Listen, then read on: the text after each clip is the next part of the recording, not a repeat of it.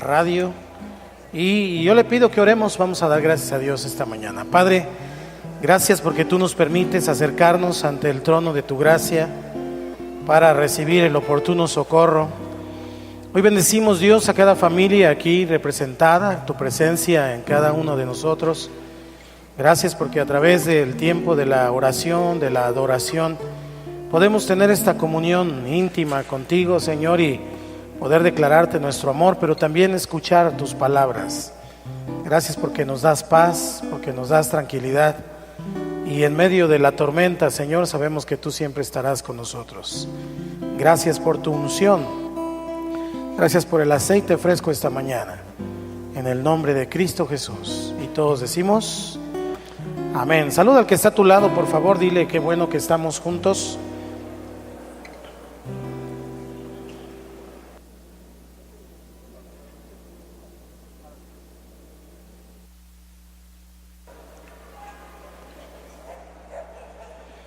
Hemos venido hablando acerca de la intimidad con Dios, y hablar de intimidad con Dios es hablar de lo profundo del corazón de Dios, pero también de lo profundo de nuestro corazón hacia el Señor.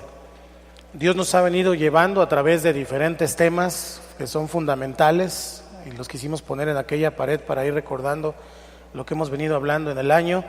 Y son fundamentales en el sentido de que Dios nos va llevando en una línea de crecimiento, de conocimiento, algunos recordando, otros aprendiendo apenas, pero finalmente todos caminando en una misma dirección hacia donde Dios nos quiere llevar. Una mujer habló por teléfono al gerente de un teatro y le dijo que había perdido su prendedor de diamantes muy valioso la noche anterior que estuvo ahí en el teatro. El hombre le dijo: espéreme un poquito en la línea. Así que entonces mandó a hacer una búsqueda por todo el teatro, y en alguna de las butacas ese prendedor lo encontraron, pero cuando regresó al teléfono la mujer ya había colgado. Este hombre esperó a que volviera a hablar, pero nunca llamó. Luego puso un anuncio en el periódico, tampoco llamó. Estuvo mandando mensajes, pero nunca encontraron a la mujer, nunca se volvió a escuchar de ella. Podríamos pensar: qué tonta mujer, no pudo esperar un poquito en la línea, en el teléfono, para que entonces le entregaran su prendedor de diamantes. Sin embargo, así somos muchos cristianos. Oramos a Dios, le contamos nuestro problema, nuestra necesidad, pero fallamos en esperar la respuesta. Así que como resultado, perdemos el gozo, perdemos la alegría de una oración contestada, y no hallamos la respuesta que necesitamos, y por lo tanto perdemos el deleite, el gozo, nos vamos apachurrando, nos volvemos tristes, y sabemos que Dios nos oye, pero no somos capaces de esperar en la línea. Algunos queremos que Dios nos conteste inmediatamente, otros queremos que Dios nos conteste como nosotros queremos, y en fin, creo que no hemos entendido, el pueblo de Dios, todavía el propósito de la oración. Hoy quiero hablar de eso, porque estamos hablando de intimidad con Dios, pero para poder tener intimidad con Dios, hace 8 días que hablábamos de intimidad con Dios, hablábamos que la oración es la manera, es la forma de acercarnos a Dios, pero si no entendemos el propósito de esta, entonces vamos a fallar irremediablemente. Tengo 2 citas que son texto clave esta mañana, y la primera es Efesios capítulo 6, versículo 18, y dice: orando en todo tiempo con toda oración y súplica en el Espíritu, y velando en ello con toda perseverancia y súplica por todos los santos. El segundo texto tiene que ver con la creación del hombre, y la Biblia dice: entonces dijo Dios, hagamos al hombre a nuestra imagen, conforme a nuestra semejanza, y señoree en los peces del mar, en las aves de los cielos, en las bestias, en toda la tierra, y en todo animal que se arrastra sobre la tierra.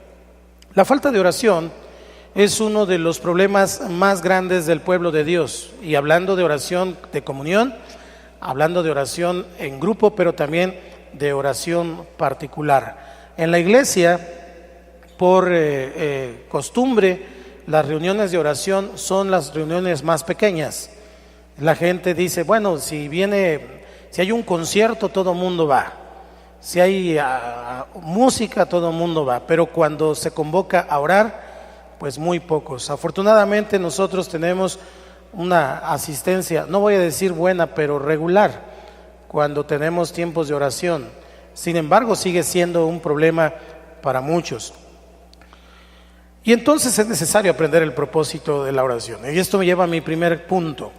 ¿Por qué las personas no oran? ¿Por qué las personas no oran? Hay dos razones principales en este primer punto. Número uno, las personas no conocen el propósito de la oración. ¿Qué es propósito? Propósito es la intención original con la que algo es diseñado o es hecho. El que inventó esta pluma tenía un propósito. Y el propósito es, ¿para qué sirve una pluma? Para escribir. Si yo la tomo y escribo, entonces cumple su propósito. Pero ¿qué pasaría si yo tomo esta pluma para comerme mi caldo de res al rato? Estoy profetizando. ¿Qué pasaría? ¿Serviría? No. Pero entonces yo tendría una mala actitud y diría, ay, no me puedo comer este caldo. Y puede que diga, este caldo está bien feo, no se puede ni agarrar. No me lo puedo ni comer.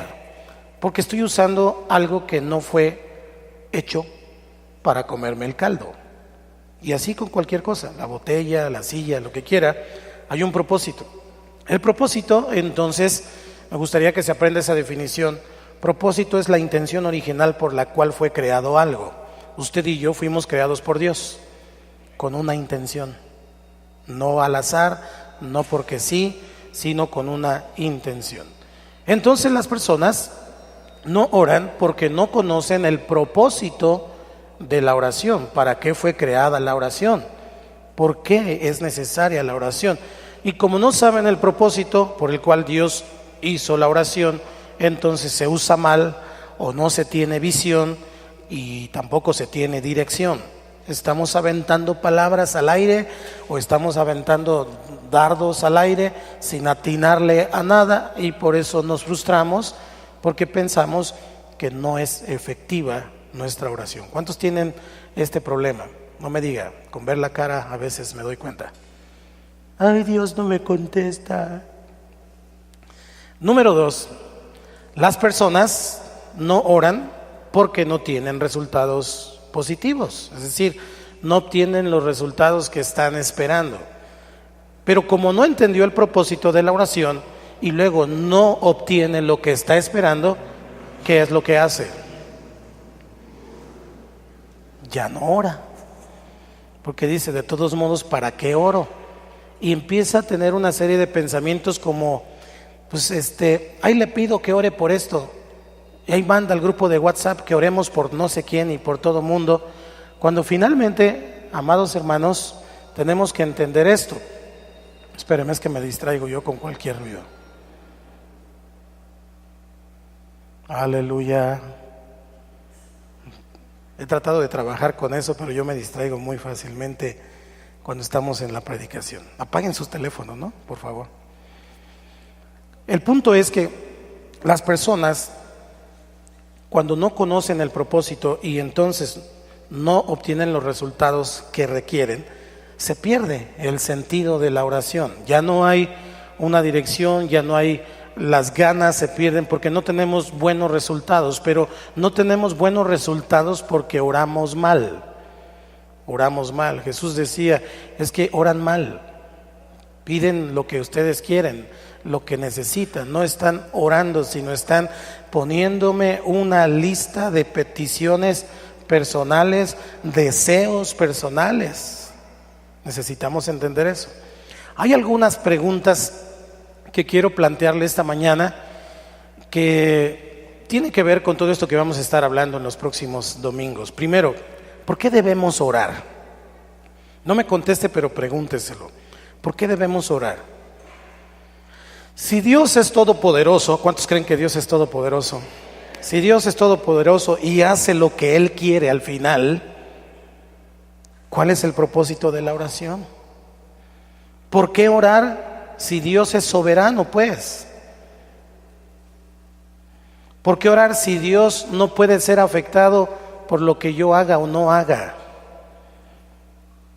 ¿Por qué orar si Dios lo sabe todo? ¿Cuántos creen que Dios lo sabe todo? ¿Por qué orar? ¿Por qué orar si Él lo controla y lo predetermina todo? Él ya sabe lo que va a pasar. Él conoce el final desde el principio. ¿Por qué orar? ¿Por qué orar si el enemigo ya está derrotado? ¿Cuántos creen eso? ¿Por qué orar por los perdidos y la voluntad de Dios que se salven todos? Esa es su voluntad, no quiere decir que todos se salven. ¿Por qué orar?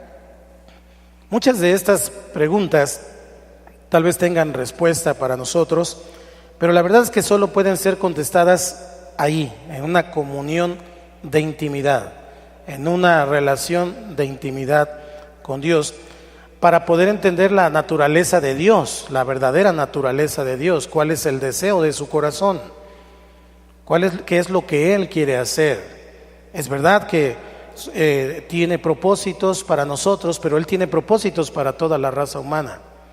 Es necesario entonces entender esto, porque si vamos comprendiendo esta naturaleza de Dios ahí en una relación de intimidad con Él, entonces vamos a ir caminando y Dios nos va a ir guiando hacia el propósito de la oración.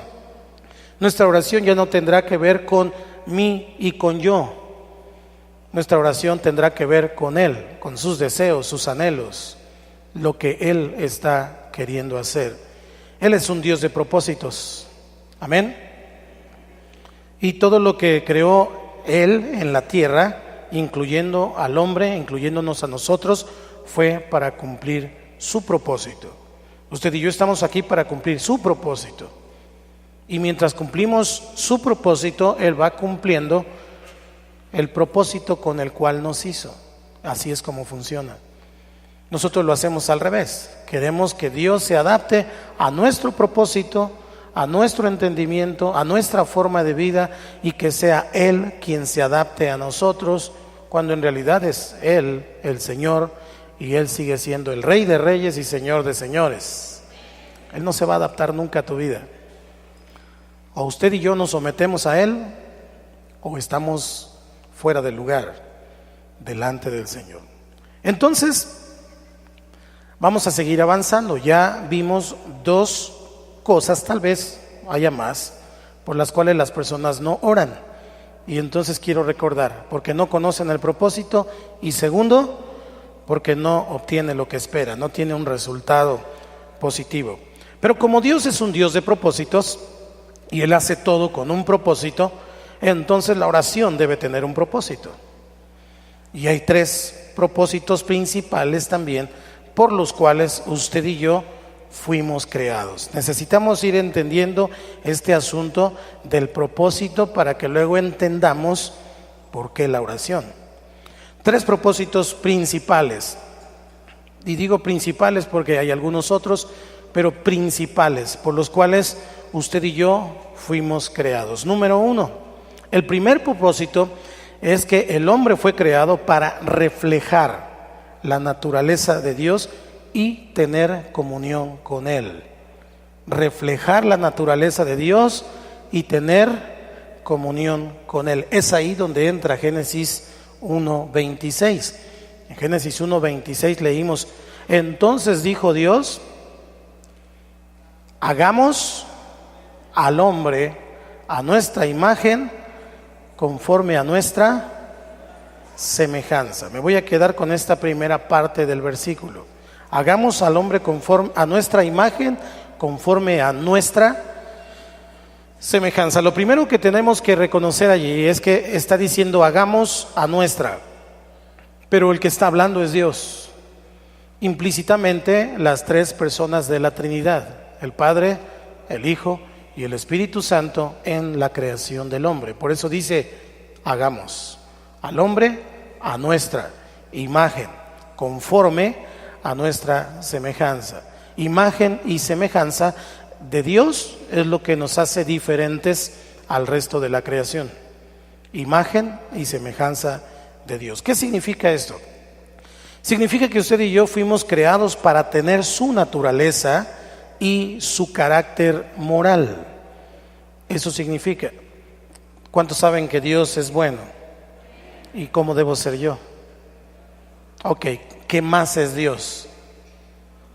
¿Todopoderoso? Bueno, eso no puedo serlo, eso solo es Dios. Hablando de su carácter moral, justo, amoroso, ¿qué más? Santo. Todo eso, todas esas descripciones que usted y yo encontramos acerca de su carácter moral, es que usted y yo debemos buscar. No se puede obtener más que a través de una intimidad con Él, pasando tiempo con Él, porque es reflejo. Acuérdese, el propósito principal de Dios es que usted y yo seamos un reflejo de su naturaleza. Dios quiere que las personas vean a Cristo en ti, pero no a Cristo la manera que usted y yo lo imaginamos, sino el Cristo de la Biblia, el Señor que es el Rey de Reyes, el que está en la palabra. Fuimos creados entonces así. Usted y yo tenemos entonces, al leer la palabra, al tener intimidad con Dios, al tener la oración, todas estas disciplinas que Dios nos enseña, tienen un solo objetivo, y es desarrollar esa imagen y esa semejanza. No importa cuánto ore, no importa cuánto va a la iglesia, no importa cuánto lea la palabra, si cada día no se parece más al Señor Jesús. Puede estarlo haciendo de una manera fiel incluso, pero si sigue siendo un gruñón, si sigue siendo una persona que no cambia su carácter moral, su manera de conducirse con las personas, su manera de hablarle a los demás, su manera de tratar, entonces puede que se esté convirtiendo en alguien muy religioso, pero no que se esté transformando a la semejanza, a la imagen de Dios. Buenos días. Dile que está a tu lado, buenos días. Los fariseos iban al templo, iban a la sinagoga, no salían de ahí, constantemente estaban ahí, se amarraban unas cajitas llamadas filacterias con la palabra de Dios, siguiendo lo que decía ahí la escritura en el Antiguo Testamento, literalmente. Pero cuando Jesús viene, lo que les recrimina es su actitud religiosa, señalando la paja en el ojo ajeno cuando tenían una viga en el propio, señalando actitudes y señalando asuntos que los fariseos, por la propia naturaleza de la religión, por medio de reglas y normas rígidas, estrictas, cuadradas y sin el espíritu, tenían con las personas. No se podía decirle a los fariseos, es que no has venido a la iglesia. Ahí estaban. No se podía decirle a los fariseos, es que no has cumplido con lo que se te encargó. Lo hacían hasta de más. Diezmaban hasta los pasos, hasta la menta, el eneldo. Todos tenían hambre y él les dio de comer a sus discípulos. Los fariseos le reclamaron, ¿qué pasó? Es sábado. Y entonces él le dijo, no se hizo la regla por causa del hombre, por causa de la regla. Se hizo la regla por causa del hombre. Es para ayudar al hombre, es para que el hombre tenga disciplina, para que el hombre aprenda límites. Pero hay casos, hay excepciones en donde es más importante que coma a que se muera de hambre, aunque sea en sábado. ¿Estamos aquí? Yo lo que quiero es que vayamos entendiendo en el espíritu, porque lo que leímos al principio, la primera cita bíblica de Efesios 6:18, dice, orando en todo tiempo con toda oración y súplica en el espíritu. en el espíritu, y aunque tiene que ver con lenguas y tiene que ver con una cuestión espiritual, también tiene que ver con lo que Dios está esperando de cada oración. Entonces, esta comunión íntima con Dios nos va a hacer que usted y yo podamos ir reflejando al Señor. Personas que tienen viviendo mucho tiempo juntos, familias, parejas, esposos, esposas, o incluso con amigos, de repente te das cuenta que ya tienen los mismos ademanes, hacen los mismos gestos, provienen de familias diferentes, con diferentes apellidos, pero tienen tanto tiempo y tienen tanta comunión que finalmente hasta se parecen, ¿no es cierto? Y dicen las mismas frases, y dicen las mismas cosas, porque hay una comunión, hay una relación. El propósito principal por el cual el hombre fue creado es para reflejar la naturaleza de Dios. Si no te pareces a Jesús, si no nos vamos pareciendo a Jesús cada día, podemos entonces tener una bonita religión, pero la realidad es que no hay una comunión íntima, porque la comunión íntima en realidad refleja la personalidad de Cristo. Amén. Nuestro propósito entonces en este primer punto es reflejar su carácter, su amor, su bondad, su misericordia, su santidad, su paz, su autoridad y, ¿por qué no, también su poder? Porque Él dijo, toda autoridad me es dada, así que vayan y hagan discípulos. No se puede reflejar todo esto que le acabo de mencionar y más si no se tiene una comunión íntima con el Señor. Si no se tiene una comunión íntima con el Señor. Segundo propósito principal por el cual Dios creó al hombre. Dios creó a la humanidad para llevar a cabo sus planes, sus propósitos y su voluntad en la tierra. Estamos aquí por Él. Esta mañana estamos reunidos aquí por Él, no por nosotros, por su voluntad. Y ya sé que usted puede tener problemas, puede tener asuntos, puede tener situaciones, pero le voy a decir algo. Muchos de esos problemas, muchas de esas situaciones derivan de que usted no ha buscado cumplir su propósito y su voluntad. Y como nosotros queremos hacer nuestra voluntad y buscar nuestro propósito, automáticamente vienen problemas y vienen situaciones que a lo mejor no queríamos, pero que finalmente tienen que ver con que Dios nos quiere volver, nos quiere alinear otra vez al punto a donde nunca debimos de salir, a donde siempre debimos de estar, es decir, ahí en su presencia. ¿Cuántos dicen amén? Dice la palabra que nos hizo a su imagen. Semejanza tiene que ver más con el carácter moral, tiene que ver más con este asunto. No quiere decir que usted y yo físicamente nos parezcamos a Dios. Dios es espíritu. Y cuando en la Biblia habla de sus brazos, de sus ojos, solamente es una ilustración. Es una ilustración. Porque Dios es mucho más que un ser humano.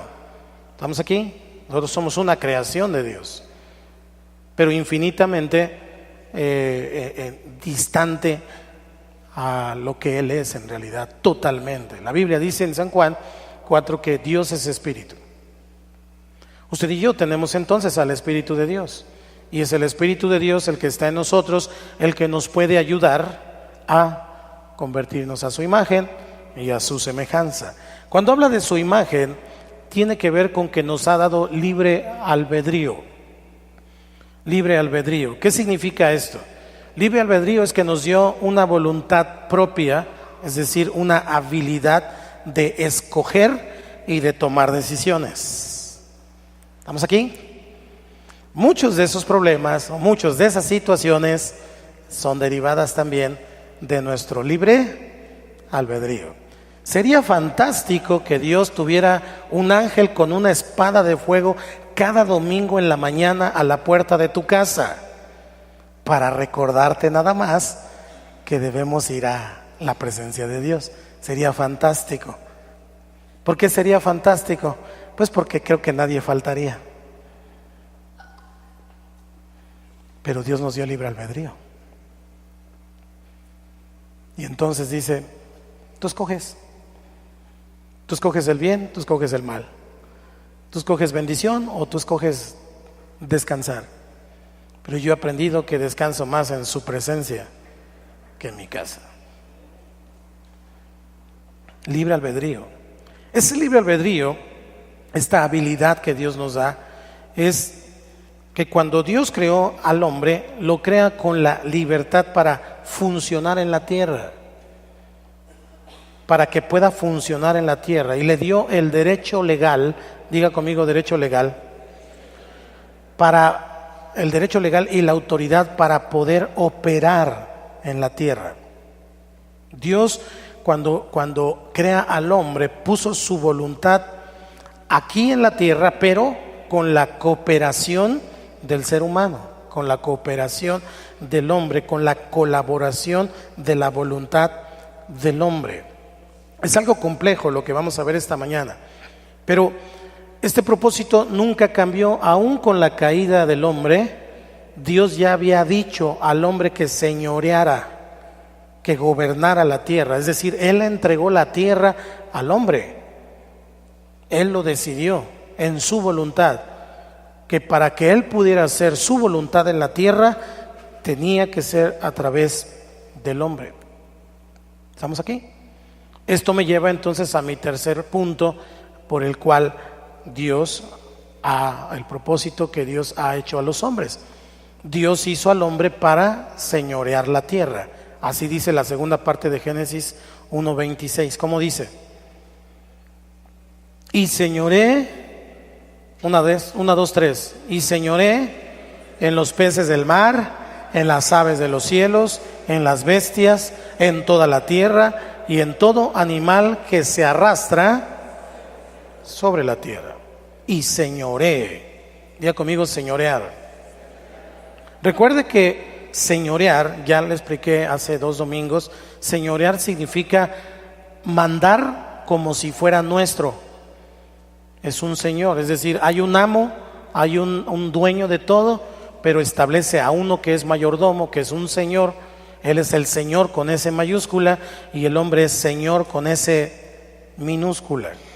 Y señoré. Entonces, cuando dice señoré, quiere decir que le da la autoridad al hombre, no solo para que viva en la tierra, como su casa, como el lugar de habitación del hombre, para que viva, pero que además la gobierne. Es el hombre el que tiene desde el principio la responsabilidad de gobernar la tierra. Esto significa en términos legales que tiene el dominio y tiene la autoridad de parte de Dios para gobernar en la tierra. Dios lo estableció así. Vamos enfilándonos con estos 3 propósitos principales que Dios hizo al hombre hacia por qué tenemos que orar. ¿Cómo fue que Dios le dio la habilidad al hombre para señorear? ¿Cómo es que Dios le da esta habilidad? Bueno, Dios creó al hombre y en el Génesis encontramos que hace a Adán y lo forma del polvo, le da forma y finalmente sopla su espíritu, le dio su espíritu. Y ese espíritu que tiene el hombre, ¿de dónde salió? De la misma esencia de Dios, del espíritu de Dios. Él sopla y entonces dice la palabra que fue un ser viviente, tuvo vida. Antes de eso no tenía vida, solamente era polvo. Así que entonces Dios le da un cuerpo, diga conmigo un cuerpo físico. Y ese cuerpo físico es manifestado en 2 sexos. Diga conmigo, por favor, solo 2. Masculino y femenino, hombre y mujer. Eso es lo que Dios establece. El hombre entonces es el único que tiene el derecho legal sobre la tierra para hacer en la tierra lo que Dios quiere hacer. Si alguien, y escuche lo que le voy a decir, si alguien no tiene cuerpo y alma, entonces está ilegal sobre la tierra. Para estar sobre la tierra necesita un cuerpo. Dios es espíritu, Satanás también. ¿Vamos entendiendo? Dios no podía venir a la tierra sin un cuerpo físico. Él no podía venir a la tierra sin un cuerpo físico. para hacer lo que quería hacer. Así que entonces Dios estableció en su palabra que el único que tiene derecho legal en la tierra para gobernar, señorear y actuar es el hombre con un cuerpo físico. Por eso dice la palabra que lo creó a su imagen y semejanza, la cual, esta imagen y semejanza, se desarrolla por medio de una intimidad con Dios. De otra manera, el hombre solamente tiene vida, la chispa de la vida, y no es la Coca-Cola. Tiene vida, pero no tiene ni la imagen ni la semejanza, porque eso se desarrolla en comunión íntima con el mismo Dios. Dios entonces no puede hacer nada que vaya en contra de su propia palabra, porque la palabra de Dios, como Él, es soberana. ¿Voy más despacio o vamos bien? ¿Ok? Entonces, Dios desde el principio establece tres cosas en Génesis 1:26. Cuando leímos Génesis 1:26, vemos, vamos a leerlo otra vez, léalo usted, 1, 2, 3.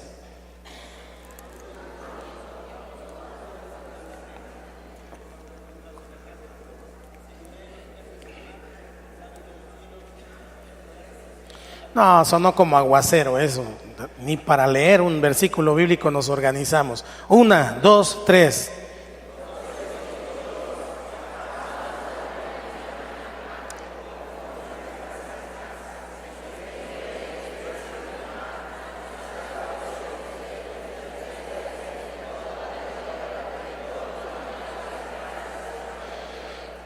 Esa es una cápsula, quiero llamarla así, es una cápsula de lo que Dios establece en la tierra con la creación del hombre como la corona de la creación. Dios iba a operar por medio de los seres humanos. Dios no iba a operar directamente sobre la tierra, y hasta el día de hoy lo sigue haciendo de la misma manera. Eso no cambió ni con la caída del hombre, porque Dios ya había dicho. Y cuando Dios dice, Él es inmutable. Lo único que puede cambiar el parecer de Dios en ocasiones es la oración. Pero estas tres cosas que implícitamente están en Génesis 1:26 es que Dios es soberano como su palabra. Dios es soberano, ¿cuántos lo creen? Y la palabra es su palabra. Así que su palabra representa a Dios. Y si Dios dijo en Génesis 1:26 que puso al hombre a señorear, entonces Dios no puede pasar sobre lo que ya había dicho. Él lo estableció. La segunda cosa que establece en Génesis 1:26 es que Dios entonces está limitado por su propia palabra. ¿Estamos aquí? Prenda las antenas espirituales, por favor. Dios está limitado por su propia palabra. ¿En qué sentido? Que Él no puede ir más allá de lo que dijo y estableció, porque Él es soberano como su palabra. ¿Cuántos tienen palabra? ¿Ok? Antes se usaba así, ¿verdad? Nada de que fírmame aquí, fírmame allá, porque si no luego te haces guaje. No. Tenían palabra, porque la palabra los representaba. ¿Me explico? Para entender un poquito este punto. Dios ya dijo, y Él es Dios, y Él no es hombre para que mienta, ni hijo de hombre para que se arrepienta. Ya dijo, y lo que dijo es que el hombre iba a señorear. Entonces Dios está limitado por su propia palabra, en ese sentido, en que no puede ir más allá de lo que ya dijo, de lo que ya estableció. Y la tercera cosa que está implícita en Génesis 1:26 es que Dios nunca viola su palabra. Nunca viola su palabra. Todo lo que Dios habla viene a ser una ley. Cuando le hablaba a un profeta y le decía, haz esto, ya era una ley. ¿Cuántos se han dado cuenta que Dios nunca nos da sugerencias? Todo lo que Dios dice es un mandato. Aun cuando Dios dice, escoge el bien y el mal, es un mandato. Tú tienes que escoger, es tu libre albedrío. No puedes decir, no quiero ni lo uno ni lo otro, no. O escoges uno o escoges otro. El que no es conmigo, contra mí es. Tan tan. Es ley. Ningún ser humano se puede hacer en medio. Ningún ser humano puede decir, yo no estoy ni con Dios ni con el diablo. No se puede. Es ley. Dios lo estableció desde el principio. ¿Estamos aquí? Esta explicación que le acabo de dar en pasos así, 1, 2, 3, muy específicamente nos va a llevar a mi segundo punto esta mañana, porque hoy estamos hablando del propósito de la oración. Mi segundo punto entonces tiene que ver con la oración. La oración fue creada por esta misma razón que le estoy explicando.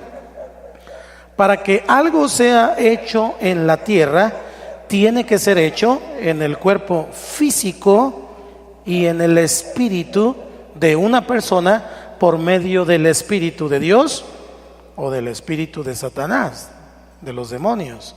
Por eso en la tierra vemos tanta maldad y decimos, bueno, el causante, ¿dónde está Dios en medio de tanta maldad? El causante de todo esto, ¿quién es? ¿Estamos aquí? Dios no podía venir a la tierra sin un cuerpo físico. Más bien quiero aclararlo, Él es Dios y Él puede hacer lo que Él quiera. Sí podía venir. En el Antiguo Testamento hay lo que llamamos teofanías, teológicamente hablando. Y una teofanía era una aparición de Dios espiritual. Ha leído muchas veces donde decía, y el ángel de Jehová le dijo. Bueno, pues era Jesús, pero espiritualmente hablando. No podía hacerlo Él, por eso venía y hablaba con Abraham, con Isaac, con Jacob, hablaba con los que tenía que hablar para que ellos lo hicieran. ¿Estamos acá? Como Él no podía hacer eso, porque su propia palabra, ya lo expliqué, lo había limitado en ese sentido legal, entonces, si Él venía y decía, porque Él lo puede hacer, ¿cuántos creen que Dios todo lo puede? Y Él puede decir, voy a tomar un cuerpo, me voy a hacer un cuerpo, me voy a fabricar un cuerpo, así como se lo hice a Adán, me lo voy a hacer yo, ¿verdad? Y entonces voy a ir a la tierra y voy a hacer lo que quiero hacer. Dios lo puede hacer. Sin embargo, la justicia de Dios, porque ese es otro tema muy importante, la justicia de Dios estaría siendo contradicha. Sería ilegal que Dios hiciera eso, porque Él ya estableció en Génesis 1:26 que el que iba a operar en la tierra, ¿quién era? El hombre, los seres humanos. Entonces, fíjese bien, tanto Dios como el diablo necesitan un cuerpo físico para actuar en la tierra. Tanto Dios como el diablo necesitan un cuerpo físico para actuar en la tierra. El diablo usó el cuerpo de la serpiente. Génesis capítulo 3, versículo 4. Vamos ahí. Entonces, ¿cómo dice? Entonces la serpiente dijo a la mujer, no moriréis. ¿Cuántos han visto una víbora hablando? ¿No? La próxima vez que ande una ratonera por ahí en su casa, agárrela del pescuezo y diga, háblame. ¿Ha visto alguna víbora hablando? No. Ese cuerpo de ese animal, que fue creación de Dios, por cierto, fue poseído por el espíritu del diablo y entonces, solo entonces, pudo hablar. Pobres víboritas, no son satánicas, por favor. No las ande matando y diciendo, hay una víbora, el diablo está presente. La creación es de Dios, amén. Lo que ocurrió en el huerto del Edén fue que Satanás usó el cuerpo de la serpiente. Pero mire cómo es Dios maravilloso, que Dios usó el cuerpo de la mujer. ¿Cuántas mujeres hay aquí ahora? No es casualidad que las mujeres sean más guerreras en oración que los hombres. Pero aquí hay muchos hombres que son guerreros en oración. Génesis 3:15 dice, y pondré enemistad, está hablando la serpiente, entre ti y la mujer, y entre tu simiente y la simiente suya. Espéreme ahí tantito, esto es muy importante. Semilla significa simiente. La simiente de la mujer sería Jesucristo. Y la simiente de Satanás sería lo que la serpiente estaba engendrando a través de las palabras que puso en el corazón de la misma mujer que Jesús iba a usar para que su simiente le aplastara la cabeza. Dios es genial. Me encanta, te amo, Dios. Y dice, esta te herirá en la cabeza y tú le herirás en el calcañar. Es decir, lo vas a morder. Somos polvo. ¿Sabe por qué? Dice la Biblia que desde entonces la serpiente se arrastra.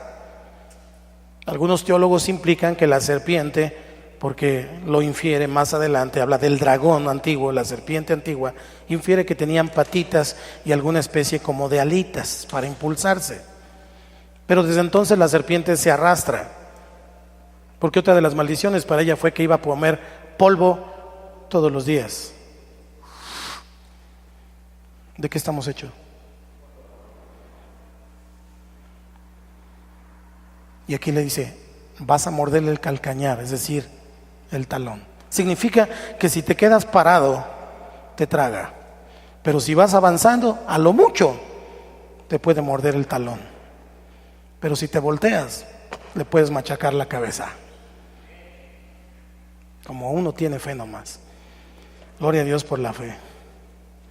Dios usó el cuerpo de la mujer, Satanás usó el cuerpo de la serpiente. ¿Cómo fue que Dios entró en la tierra con un cuerpo físico? A través de la simiente. Dios se hizo Emmanuel. Emmanuel, una palabra que tiene dos vocablos que en el griego tiene que ver con hombre, y Manuel, Dios. Dios con nosotros, o en otras palabras, en un sentido más literal, Dios hecho hombre. Le dijo a María, necesito tu cuerpo para venir legalmente a la tierra. Y entonces fue que el Espíritu Santo poseyó el cuerpo de María para engendrar legalmente a alguien, el único que podía ser capaz de cumplir todas las exigencias de Dios en el Antiguo Testamento, pero al mismo tiempo ser parte de la raza humana para pagar por usted y por mí. Tenía que tener la naturaleza divina, pero para que fuera legal en la tierra tenía que tener la naturaleza humana. Jesucristo, Dios con nosotros. Y entonces le dijo al diablo, la mujer va a ser tu pesadilla, ni te lo imaginas. Solamente por haberle hablado a ella, la mujer va a ser tu pesadilla. De esa misma mujer a la cual tú echaste a perder, de esa misma mujer saldrá la simiente que aplastará tu cabeza. Se llama Jesús. ¿Cuánto le dan la gloria al Señor? Entonces, Dios no puede interferir en la tierra sin la oración. Cristo viene, cumple el propósito fue salvarnos, pero aún Jesús lo que más hacía era orar, porque estaba en condición de hombre.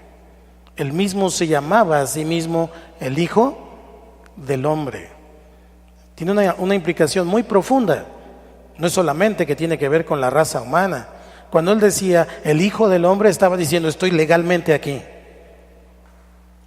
No me estoy contradiciendo, estoy legalmente aquí.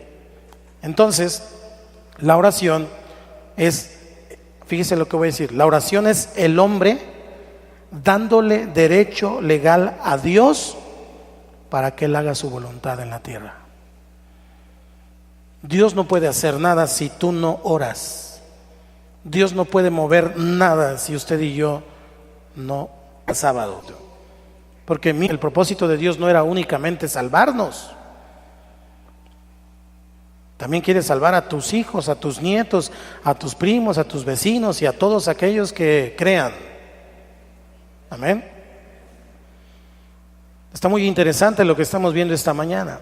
Por eso entonces el Señor Dios nos da una gran y maravillosa herramienta, atar y desatar. Mateo capítulo 18, versículo 18. Mateo 18, 18. ¿Me ayuda a leerlo, por favor? Dice la Escritura, 1, 2, 3. De cierto os digo que todo lo que atéis en la tierra será atado en el cielo, y todo lo que desatéis en la tierra será desatado en el cielo. ¿Qué le parece la clase de autoridad y de poder que Dios nos ha dado? Una cosa muy sencilla. Sus labios, usted es un recipiente espiritual, usted es una vasija que Dios ha venido a llenar, pero que es necesario constantemente estarla llenando. Porque si no la llenamos del Señor, hay otros entes espirituales que quieren su granito de arena, su participación en la tierra. Cuando el apóstol dice, no le des lugar al diablo, no le des lugar a la ira, no le des lugar al diablo, es porque precisamente espiritualmente abrimos una puerta para que el enemigo pueda hacer algo que tal vez tú no harías. ¿Cuántas personas han hecho o han dicho algo que después dicen, pero ¿para qué lo hice? ¿Por qué dije esto? ¿Por qué me comporté de tal manera? ¿No? Es como si hubiera estado inconsciente o algo así. En realidad tiene que ver con lo que le estoy explicando esta mañana. Somos vasijas espirituales, recipientes espirituales. Entonces tenemos al Señor, pero Dios nos dio el poder de atar y desatar. Si usted declara aquí en la tierra, algo muy sencillo, Rodrigo, ¿has dicho alguna vez, siento como que me va a doler la cabeza? ¿Sí? ¿Qué pasa como a los 20 minutos? Te duele la cabeza. Tu lengua tiene poder. Lo atas en la tierra y es atado en el cielo. Pero ¿qué pasa si dices, creo que vamos a alcanzar este proyecto, creo que vamos a alcanzar bendición? Es más, esto que tú me has dado, Señor, se va a multiplicar. Igual. Alguna persona, tú oras y le dices, yo te ato al reino de los cielos. ¿Crees que está siendo atado en el cielo? Ahora fíjese bien, la oración. Vamos a la presencia de Dios y le decimos, Dios, bendigo a fulanito, bendigo a menganito. Lo estoy atando allá para que esa bendición que estoy atando o desatando allá venga y lo ate a aquel en la tierra. Es una conexión. ¿Se acuerda de la escalera de Jacob que subían y bajaban? Ok, estamos hablando de lo mismo, atar y desatar en el cielo y en la tierra. Quiere decir entonces que cuando usted y yo oramos, le estamos dando permiso a Dios para que Él invada nuestra vida, para que Él posea nuestra vida, nuestro cuerpo, transforme nuestro entorno, transforme nuestra familia, cambie nuestras ciudades, cambie nuestro país. Dios lo quiere hacer, pero Él está esperando que haya uno que le dé chance, uno que le diga, aquí estoy, úsame. Solo con orarlo, solo con darle ese permiso legal. ¿Cuántos están enfermos esta mañana? ¿Ninguno? Gloria a Dios. Gloria al Señor. Porque Dios quiere sanarte. Pero cuando Dios nos sana, no es únicamente para que nos sintamos bien. A veces las enfermedades tienen que ver con que Dios te quiere usar, pero no agarramos la onda. Dios te quiere usar. Dios siempre usa impedimentos físicos, enfermedades, situaciones complicadas para glorificarse. Dios te quiere usar, pero no para que te sientas bien únicamente, es parte de la bendición. Pero Él te quiere usar porque te necesita para llevar a cabo su voluntad. Para llevar a cabo su voluntad. Esto me lleva entonces a mi tercer y último punto de esta mañana. Dios busca un cuerpo físico para que ore. Ezequiel capítulo 22, versículo 30. Vamos a leer desde el 29 para darle un poco de contexto. Ezequiel 29 y 30.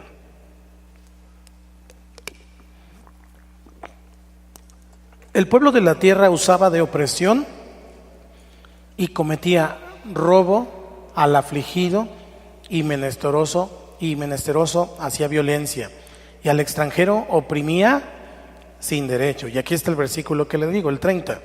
1, 2, 3. Y busqué entre ellos hombre que hiciese vallado y que se pusiese en la brecha delante de mí a favor de la tierra, para que yo no la destruyese, y no lo hallé.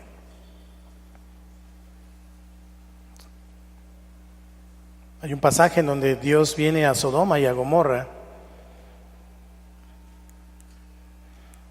y dijo: saca a Lot porque me los voy a echar a todos.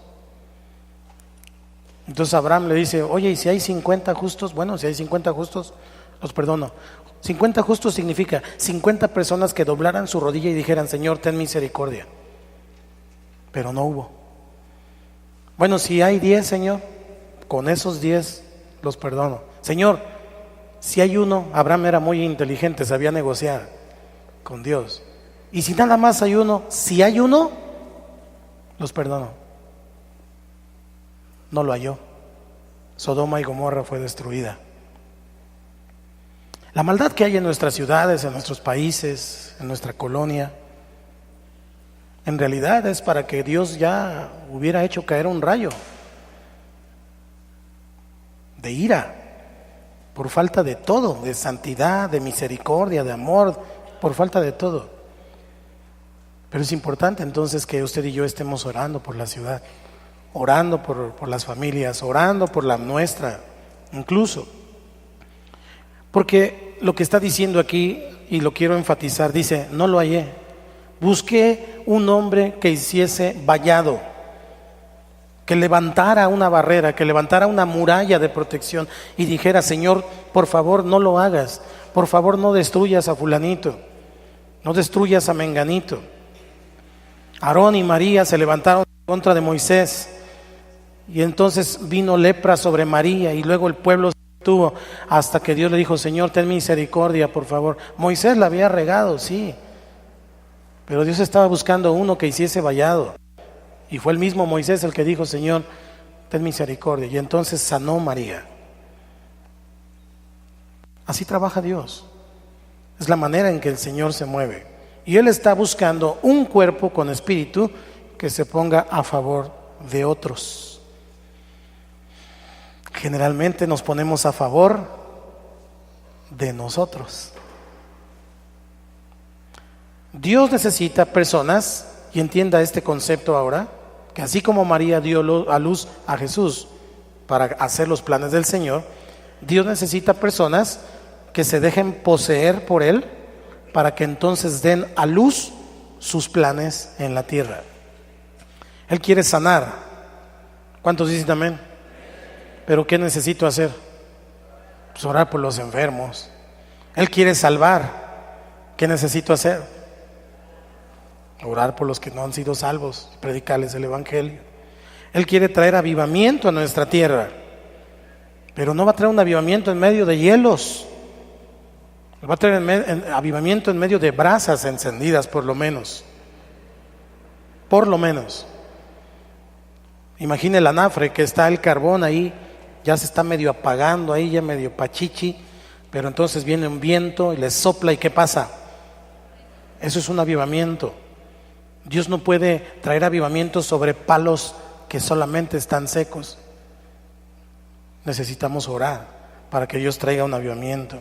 Él quiere restaurar a las familias, Él quiere hacer todo lo que Él quiere hacer, pero necesita a un hombre, a una mujer que lo deje usar su cuerpo físico para hacer todo esto. Eres muy importante. Pon cara de muy importante, por favor, y no de... Muchos planes no se van a cumplir porque nadie intercedió por esos planes. Eso es muy triste. Tal vez un día el Señor dijo: y voy a hacer de Yautepec fulanito, y Yautepec va a hacer esto y esto, o tu familia, o tu ciudad. pero nadie oró por eso. ¿Sí me estoy explicando? Nadie oró por eso. Entonces ahí se quedó la palabra es efectiva, pero Dios necesita hombres y mujeres que oren por eso, para que entonces se cumpla. En el concepto del Señor, la oración no es una opción para nosotros, sus hijos. ¿Están aquí sus hijos? La oración no es una opción para nosotros. La oración para nosotros es una necesidad. La oración para el cristiano es la respiración. En Lucas capítulo 8, versículo 1, Él les da una parábola acerca de una necesidad de una viuda. Pero el versículo 1 es el importante para lo que estamos enseñando hoy. Dice, también les refirió Jesús una parábola sobre la... ¿No está allí? También les refirió Jesús una parábola sobre la necesidad de orar siempre y no desmayar. Orar siempre y no desmayar. ¿Sabe? Cuando veo lo que dice el Señor Jesucristo de que debemos de orar siempre y no darnos por vencidos, tiene que ver entonces con que tenemos que comprender que nosotros somos quiero verlo así, una vasija o un vientre espiritual, todos nosotros, para que se cumpla lo que el Señor quiere hacer. Cuando Él viene y engendra a María para el nacimiento de Cristo, Jesús pasó por todo el proceso de formación y de gestación.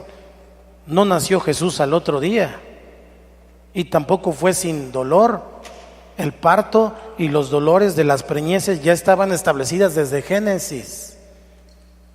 Jesús le dolió a su madre igual que a cualquier otra mujer. ¿Vamos aquí? Piénselo en la oración. Oramos y queremos que mañana o pasado ya se cumpla. Hemos vivido 40 años de una manera y queremos que en 3 meses Dios nos cambie la vida por completo. Hola. Y como no vemos resultados, desmayamos.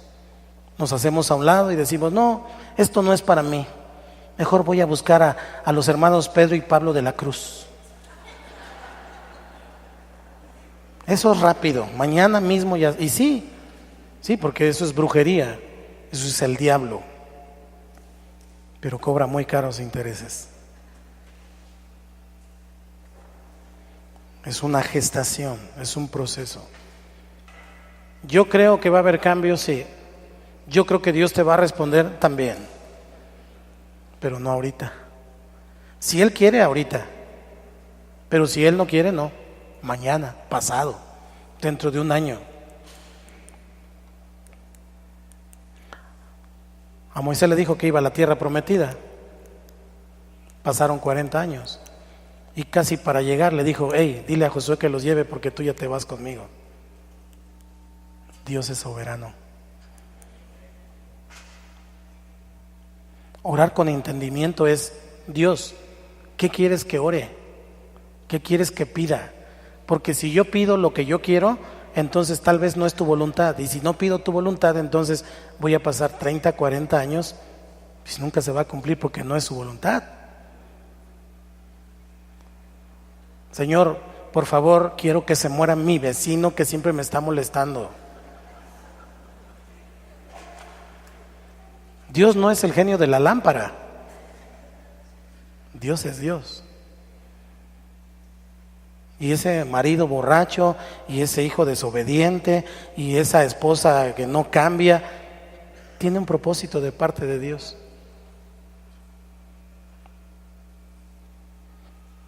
Dile al que está a tu lado, va a haber un cambio algún día.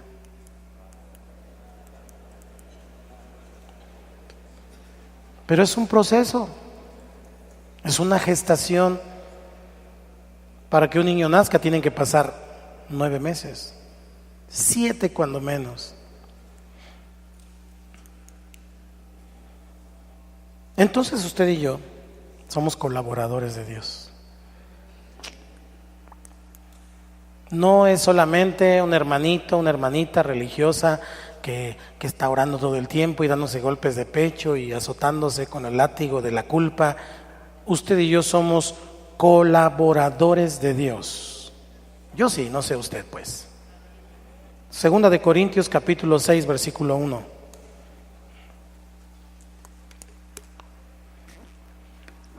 ¿Cómo dice? Así pues, nosotros, como colaboradores suyos, os exhortamos también a que no recibáis en vano la gracia de Dios. ¿Sabe qué significa colaborador? Colaborador es el que coopera, colaborador es el que ayuda, colaborador es el que trabaja con. Eso significa colaborador. Usted y yo estamos haciendo un trabajo con Dios. Su trabajo nos lo ha encomendado a nosotros y nosotros tenemos el grande privilegio de poder trabajar con Dios. Por lo tanto, tú eres un siervo, una sierva de Dios, un colaborador de Dios. Había una hermanita que siempre me saludaba y me decía, siervo, y para todo me decía, siervo, y yo le decía, bueno, esta hermana, ¿y usted no es sierva o qué cosa? Tuve que explicar esto. Aquí todos somos siervos de Dios. Yo soy el primero que está formado en la fila, ¿sí? Y asumo mi responsabilidad. Pero no me eche la bolita, no es mi trabajo, es tu trabajo. Nuestro trabajo, que la voluntad de Dios se cumpla aquí en la tierra. Entonces Jesús llevaba a cabo la voluntad del Padre por medio de la oración. Él oraba. Hay una sola cosa que los discípulos le pidieron a Jesús cuando estaba con ellos. Y les dijeron, Señor, enséñanos a orar. ¿Por qué? ¿Por qué esto? Porque ellos vieron los resultados de la vida de Jesús de oración. Ellos no le dijeron a Jesús, enséñanos a echar fuera demonios, enséñanos a multiplicar los panes y los peces, así ponemos una panadería y nos sale más barato la producción, ¿no? O una pescadería y nos sale más barato, no tenemos que pescar tanto, nomás pescamos 5 y entonces los multiplicamos. Es que eso es lo que a veces le estamos pidiendo a Dios. Piénselo. Poco esfuerzo, mucha ganancia. Pensamos que Dios es Aladino. Dios es Dios. Ellos le dijeron a Jesús, enséñanos a orar. Enséñanos a orar. Porque Jesús, aproximadamente, algunos que han estudiado, han juntado hasta 5 horas en un día de oración del Señor Jesucristo. Así que entonces Él oraba 5 horas por la mañana, se levantaba muy de mañana, oraba por el día, oraba por la tarde, oraba por la noche, pero como oraba tanto, le tomaba 2 segundos de propósito, abajo, en su nombre, aleluya. Y queremos hacer un montón de cosas, pero pasamos 5 minutos, 10 minutos con Dios. A veces le pregunto, ¿y estás orando? Sí. ¿A qué hora? Pues cuando doy gracias por mis alimentos. Pues qué ingrato si no oraras por los alimentos. Pero eso no es orar, eso es dar gracias.